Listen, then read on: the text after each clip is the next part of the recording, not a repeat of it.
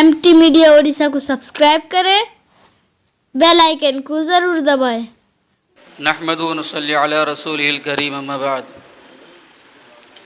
फ़अऊज़ु बिल्लाहि मिनश शैतानिर रजीम बिस्मिल्लाहिर रहमानिर रहीम वमा खलक़तुल जिन्न वल इंसा लियअबुदून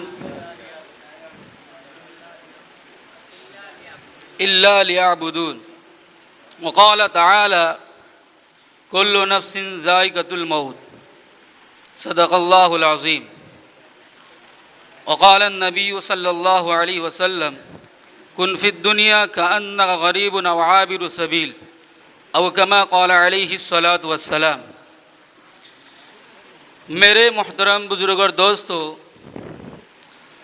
अल्लाह रब्बुल इज़्ज़त का बेइंतहा एहसान और करम है कि अल्लाह ने हम सबों को यहाँ जमा फरमाया है और आज जो हम आए हैं ये हमारा आना ये एक ताज़ियती प्रोग्राम है, इस्लाह एक प्रोग्राम ताज़ियती प्रोग्राम है। इसलिए मेरे अजीज़ और दोस्तों, हमारे बीच जो हमारे हज़रत मौलाना अलहाज हाफिज़ शफ़ीउल्लाह साहब नव्वरल्लाहु मरक़दहू वो आज हमारे बीच में नहीं रहे, इसलिए उनकी ताज़ियती प्रोग्राम में हम लोग यहाँ हाज़िर हुए हैं। और हज़रत का हमारे बीच ना होना एक बहुत बड़ा खला है और बहुत ही हमारे दिलों को तकलीफ़ है और रंजिश भी है। और ये रंजिश पता नहीं कब भरेगी, इसका भी कोई इंतहा नहीं है। ये गम कब पूरा होगा उसका भी कोई इंतहा नहीं है। हज़रत हमारे लिए ऐसे थे कि अपने बाप से भी ज़्यादा मोहब्बत करने वालों में से थे, अपनी माँओं से भी ज़्यादा मोहब्बत करने वालों में से थे। बेइंतहा मोहब्बत करते थे, बेइंतहा शफ़क़त से हमसे जो पेश आते थे। मैं अपनी पिछली ज़िंदगी के वाक़यात को आपको बताता हूँ। मैं जब अपने इलाके में 14 कुलाट में जब हिफ्ज़ मुकम्मल करके यहाँ आया 2005 की बात बताता हूँ। उस वक्त के दौर में बहुत गरीबी का आलम था। मेरे इलाके से मेरे घर वाले महीने में 50 रुपया भेजते थे। वो 50 रुपया में किसी साथी को लेकर जाता था, सालेपुर से बस से लेकर आता था। इत्तेफाकन का ऐसा भी मौका होता था वो बस रवाना हो जाता था, पैसा मुझे नहीं मिल पाता था, जब जाने में देर हो जाया करती थी। मैं हज़रत के सामने आकर अपनी इल्तिजा रखता था कि हज़रत ऐसा ऐसा मामला मेरे साथ हुआ, वो भी 50 रुपया। उस 50 रुपये को मैं कई हिस्सा करता था। बाल बनाने के लिए अलग पैसा रखता था, साबुन खरीदने के लिए अलग पैसा रखा करता था, अपनी ज़रूरत उसी से पूरा करता था। हज़रत के पास मैं जब आकर ये बात सुनाया, हज़रत कहने लगे जब तेरी ज़रूरत पड़े तो मेरे पास आ जाना। कभी भी बलियामन में मुझे अगर देख लेते, बलियामन के बाज़ार में अगर हज़रत चाय पीने के लिए गए हुए होते थे तो मुझे बुला लेते थे अलग से और पूछते थे तेरे साथ और कोई तो नहीं है। मैं कहता था कि मैं अकेला हूँ, किसी ज़रूरत से आया हूँ। बुलाकर दुकानों के अंदर ले जाया करते थे। दुकानदार से कहते थे ये जितना खाएगा उसकी पेट भरकर उसको जो है शाम के नाश्ते का जो उसको देना, इतना पूरा करते थे। असर के बाद अगर हज़रत मुझे मिल गए किसी बाज़ार में, वहाँ डांटते नहीं थे बल्कि बड़ी शफ़क़त से बुलाते थे, अब्बा जान, बाबा जान क्यों आए हो, क्या बात है, छुट्टी लेकर आए हो? तो फिर उसके बाद नाश्ता कराते थे। अब कभी कभी इत्तेफाकन ऐसा भी मौका लगता था, यहाँ पर भी जुमे का दिन हुआ, जुमेरात का मौका हुआ, बेचैन हो जाते थे, बुला कर मुलाकात भी करते थे। अगर हमसे मुलाकात हो नहीं पाती थी, कुछ देर का वक्फा गुजर जाता था, बुलाकर देखते थे।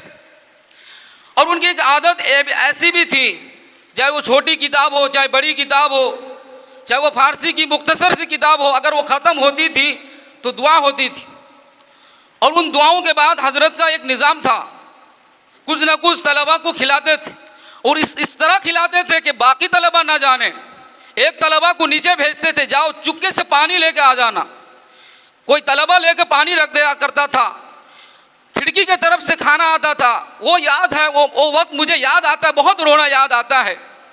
रस्सी में बांध कर टंगा कर लेकर आया करते थे और ये कहते थे किसी को मत बताना। ये जिस तरह हमारे साथ हुआ करता था, इस बाकी तालिबों के साथ भी ऐसा ही हुआ करता था। उनको भी यही कहते थे तुमने खाया किसी को मत बताना, क्यों किसी के दिल में तकलीफ ना हो। ऐसे ऐसे बहुत सारे वाक़यात हैं। जब मैं उनकी बात को सुना कि हज़रत बहुत अलील हैं, बीमार हैं, मैं बेचैन हो गया। और ये खबर मुझे उस वक्त मिली जब हज़रत जगतपुर में एडमिट थे और हमारे इलाके का एक आदमी इसी तरह के बीमार थे, वो भी बगल में थे। हमारे इलाके के लोग हमारे वहाँ गए हुए थे, हम मदरसे के काम से निकले हुए थे। वो बच्चा जो है, उनका वालिद, जिसके वालिद पड़े हुए थे, वो बच्चा मुझे बताया कि तुम्हारे कोई हफ्सब हैं? मैं कहा हाँ हैं। ने वो शकरपुर के? मैं कहा जी। ने उनके घर वाले, उनके बच्चे जो है तुम्हें बहुत याद करते हैं। मैं बेचैन हो गया, क्या बात है, तुम्हें मालूम नहीं? मैं कहा मुझे बिल्कुल मालूम नहीं। हाँ, इतना एक मरतबा मुझे किसी ने बताया था, रमज़ान के मौके में मैं बेंगलोर में मदरसे के सिलसिले में था, लेकिन मैं जा नहीं पाया। उसने कहा कि अब वो बिल्कुल आखिर जो है मरहले में है, तुम जाकर उनसे फ़ौरन देख लो। मैं फ़ौरन उसी दिन मोहतमिम साहब से छुट्टी लेकर जो है जगतपुर पहुंचने की कोशिश किया, राब्ता किया शोभा भाई से, कहने लगे आज मत आना, आज का वक्त निकल गया। वो एक दिन में एक आदमी उनसे मिल सकता है, 3 से 4 या तो फिर सुबह के 10 से 11 बजे के अंदर आप जाकर मिल सकते हो। तो दूसरे दिन मैं वहाँ फिर असरेसर में ठहर गया। दूसरे दिन फिर राब्ता किया, कहने लगे ठीक है, हमारे घर के आदमी कोई नहीं जाएंगे, हमने तुम्हारा नाम लिखा दिया है। शोभा भाई के जो बड़े भाई, वो अपना नाम लिखा के रखे थे कि हमारा एक भाई आने वाला है, वो देखेगा। जब मैं उस जगह में पहुंचा तो दरबान मुझे रोक दिया, कहने लगा तुम्हारे पास कोई पास वास है? मैं कहा पास वास तो नहीं है, लेकिन हमारा एक साथी रहते हैं, जो हमारे गुरु, जो हमारे उस्ताद बीमार है, हमें देखना है। उसने 2 मर्द हटाया, मैं फ़ोन किया, फिर इनके घर वालों ने जाके फ़ौरन लेकर आए और कहने लगे ये मेरा भाई है। मेरा दिल वहीं से बेचैन हो गया कि उनके घर वालों में भी इतनी मोहब्बत है तलबा से, और उनके घर की ख़वातीन भी बच्चों से बेइंतहा मोहब्बत करती हैं, उनके बच्चे भी इन बच्चों से जो है बेइंतहा मोहब्बत करते हैं। फिर मुझे अंदर लेकर गए, फिर कुछ देर के लिए मैं हज़रत की जो है मुलाकात करके आ गया। इतना वक्त नहीं है, वरना तो सारी दास्तान में आपको आज सुनाता। ऐसे ऐसे हमारे साथ जो है उनका जो है मामला था। दिल जो है तड़प उठता है, बेचैन हो जाता है। जब मैं उस हालत में देखा कि हफ्सब न बोल रहे हैं, न उनकी आंखें खुल रही है, न हाथ चल रहा है, सिर्फ पैर के एक अंगूठे जो हरकत कर रहे हैं। मैं डॉक्टर से पूछा कि आप कितने दिन हुआ इनको रखे हो? उसने कहा कि 7 दिन हो गया यहाँ पर पड़े हुए। मैं कहा अब तक कोई रिकवरी नहीं हुआ? कहने लगा कुछ भी नहीं। मैं कहा अब तक कुछ इम्प्रूव भी नहीं, कुछ भी नहीं, जो कि तू ऐसे पड़े हैं। मैं कहा किस तरह आप लोग रखे हो, क्या खिलाते हो? उन्होंने बताया दूध हॉर्लिक्स वगैरह हम लोग खिलाते हैं। मुझे हाथ मारने भी नहीं दिया, कि कहने लगे कि वहाँ जो जाता है किसी को कोई टच नहीं कर सकता, वैसे आना। तो मेरा अजीज़ दोस्तों, बड़ा ये हमारे अंदर जो खला है, बस अल्लाह से दुआ करे अल्लाह ये खला को पूरा कर दे। और हमारे मोहतमिम साहब भी हमसे बेइंतहा मोहब्बत करते थे, करते भी हैं और करते भी रहेंगे। वो छुट्टी का मौका मैं बताता हूँ, हफ्सब भी हमको खर्चा भी देते थे रास्ते में जाने का, जब छुट्टी हो जाया करता था मदरसे का। और हमारे बड़े मौलवी भी बेचारे रात से नींद को कुर्बान करके सुबह सवेरे उठकर आ जाया करते थे कि मेरे तलबा कैसे जाएंगे। पैसा 1-1 रुपया जुगाड़ करके रखते थे, ऐसा कि 20 रुपया 30 रुपया, ये बच्चे का इतना बस का किराया, ये बच्चे का इतना बस का किराया। कुर्बान जाऊँ मैं इनकी शफकतों पर, मोहब्बतों पर। पूरी रात अगर इनकी शफकत, इनकी मोहब्बत को बयान करूँ फिर भी कम है। हम तो इनके पैर के धूल भी नहीं है। आज हम जो कुछ भी हैं इन्हीं की कुर्बानी से हैं। इनका साया, इनका दुआ आज हमें यहाँ तक पहुँचाया है। लेकिन हमारे जो हजरत जो चले गए, मेरे अजीजों, वो एक वक्त में इमाम भी थे, एक वक्त में काजी भी थे, एक वक्त में उम्मत की खिदमत भी करते थे और एक वक्त में मदरसे की भी खिदमत करते थे। लेकिन ऐसे थे किसी का कभी भी कोई कर्जा नहीं लिया है। अगर आपने खुशी से उनको अगर कुछ हदिया भी लाकर दे दिए तो फौरन वो आपका अपना जो है हदिया कुछ ना कुछ पेश कर दिया करते थे। अल्लाह ताला उनको गरी की रहमत अता फरमाए, अल्लाह ताला उनको जन्नतुल फिरदौस में आला मकाम जो है उनको आला मकाम पर पहुंचाए। बस यही दुआ है, दिल से हमेशा उनके लिए दुआएं करते रहेंगे।